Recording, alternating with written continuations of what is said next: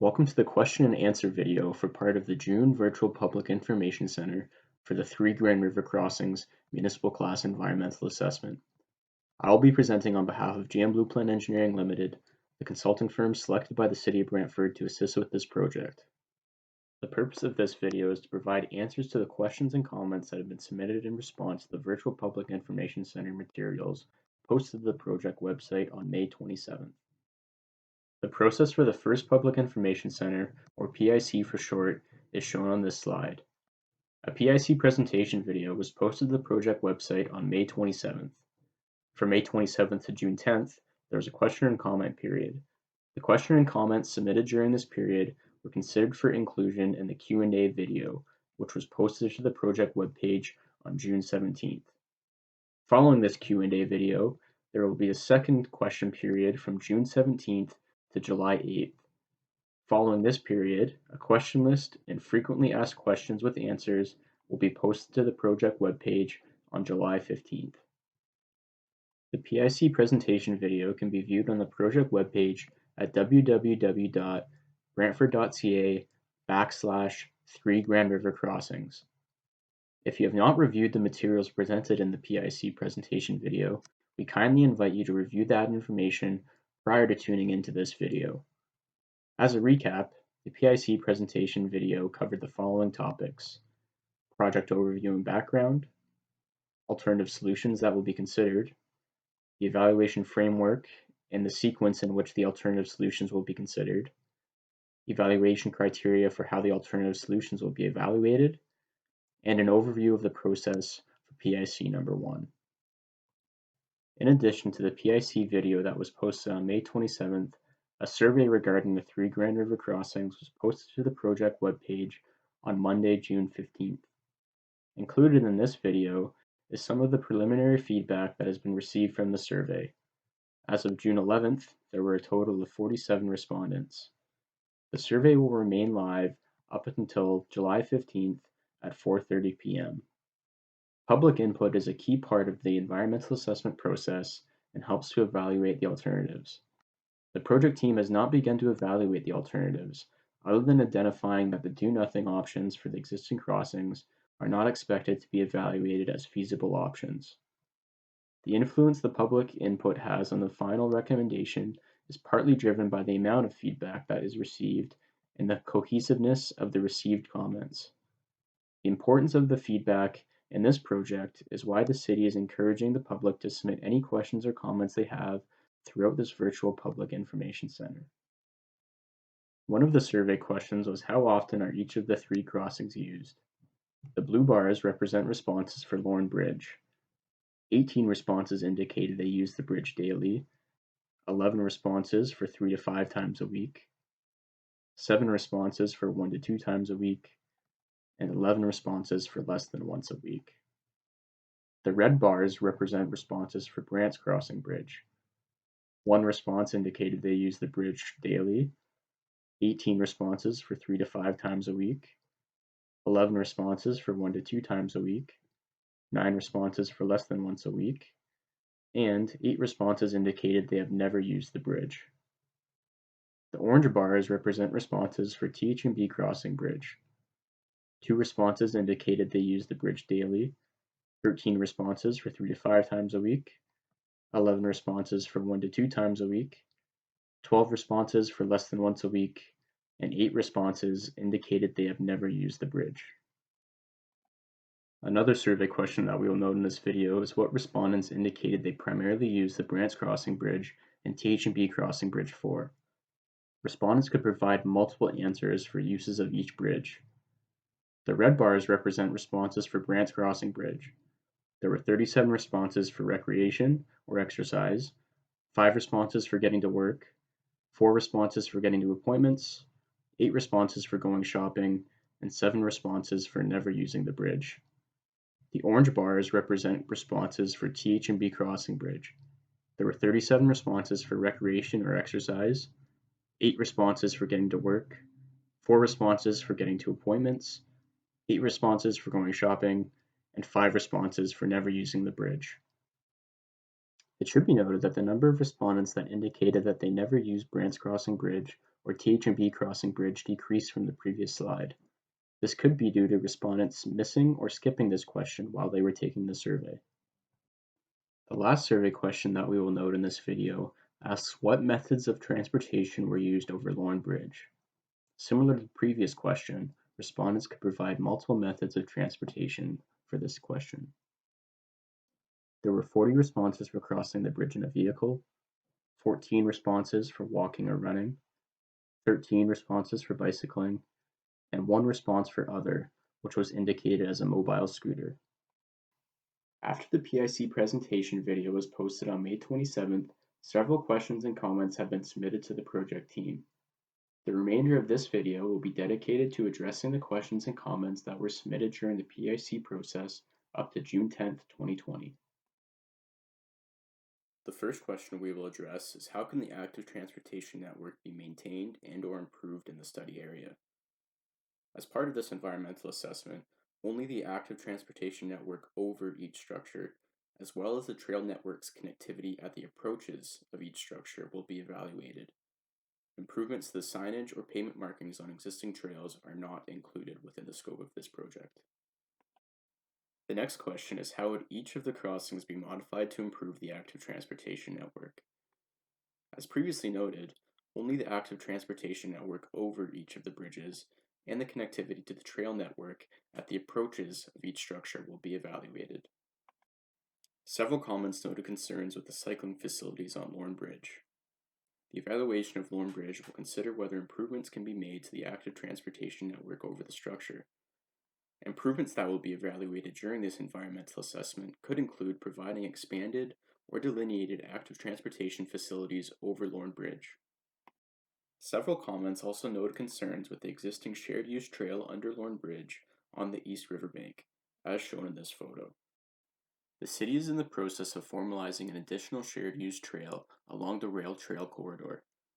The existing shared use trail under Lorne Bridge would be decommissioned for use by cyclists and would function for pedestrian use only. This shift in trail functions is anticipated to improve safety and accessibility of the trails for both cyclists and pedestrians.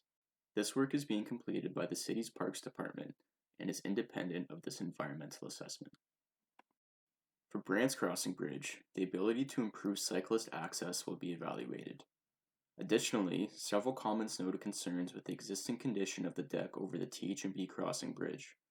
The evaluation could determine that improvements to the deck over the TH&B Crossing Bridge are warranted to improve overall safety.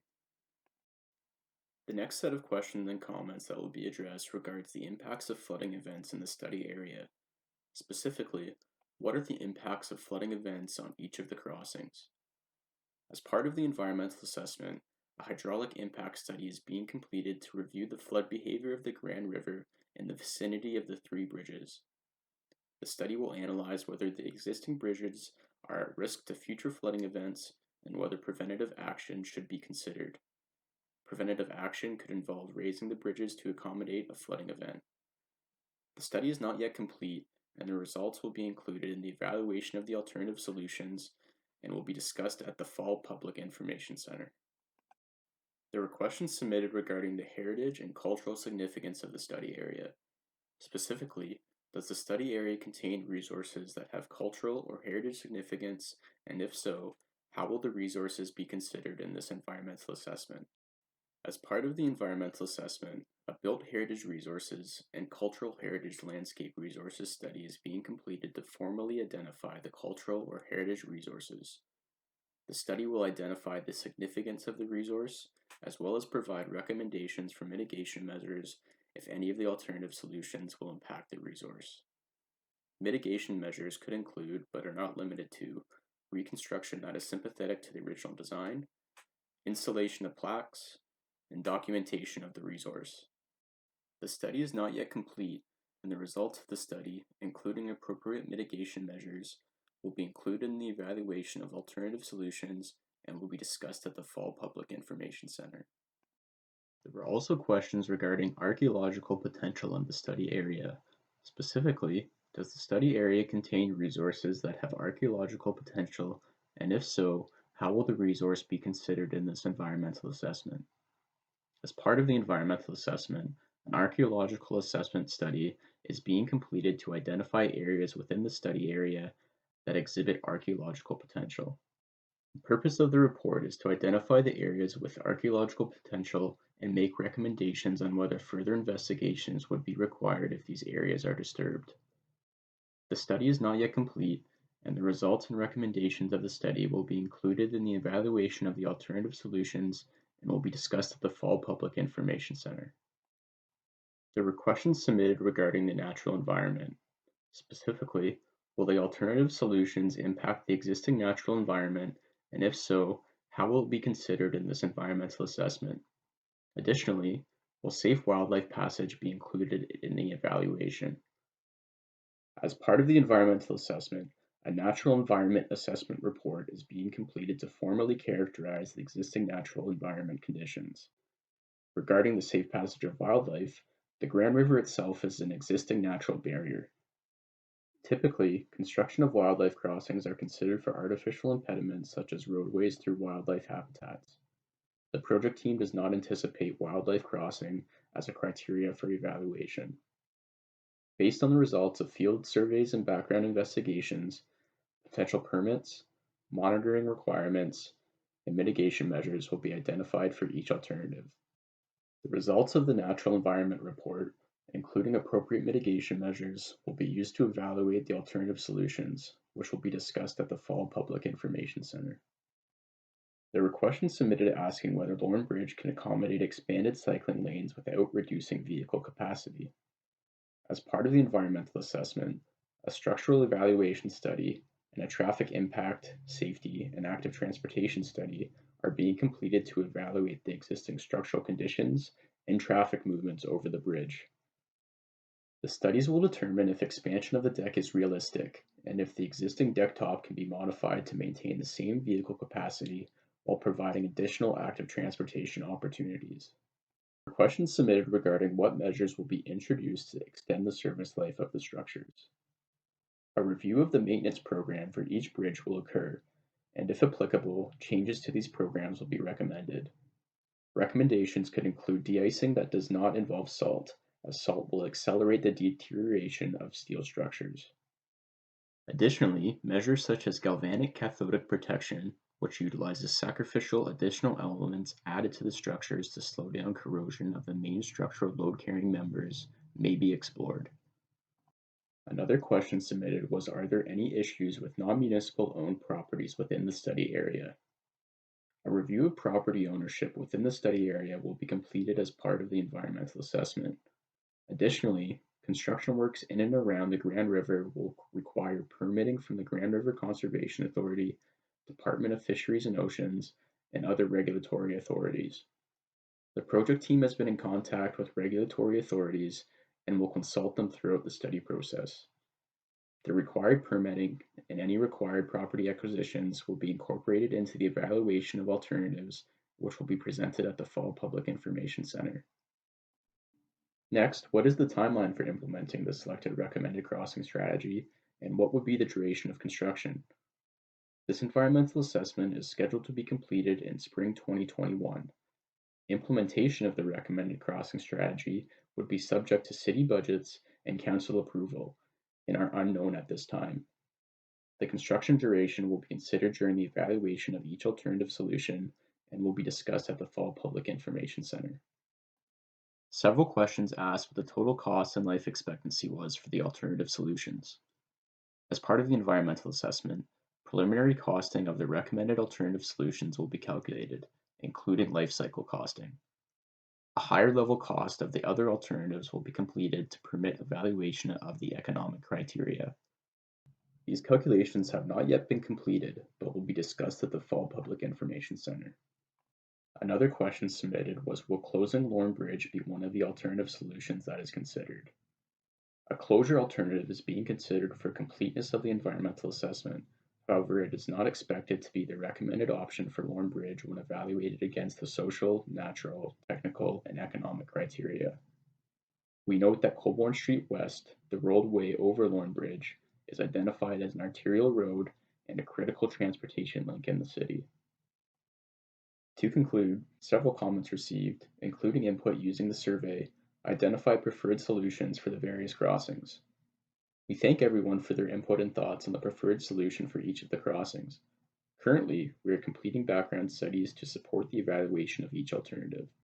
The preferences that were supplied through the various public engagement platforms will be considered during the evaluation process leading up to the recommended preferred solution that will be presented at the Fall 2020 Public Information Center. Thank you for tuning in to this question and answer video. If you wish to submit comments or would like to be added to the project stakeholder list, please contact either Sharon Anderson, the Interim Project Manager at the City of Brantford, or Jack Turner, the Project Manager for GM Blue Plan Engineering.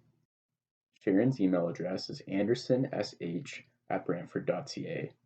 Jack's email address is jack.turner@gmblueplan.ca. PIC materials, including comment sheets and the survey, are available at the project website, www.brantford.ca/3 Grand River Crossings. Comments submitted by July 8th will be considered for the frequently asked questions list, which will be posted on July 15th. It is preferred that requests to be added to the stakeholder list be sent by email if possible, and any questions and comments on the PIC materials be submitted electronically via the project webpage or by phone or mail. Once again, thank you for tuning in to this question and answer video. We appreciate your interest in the study, and we hope to hear from you.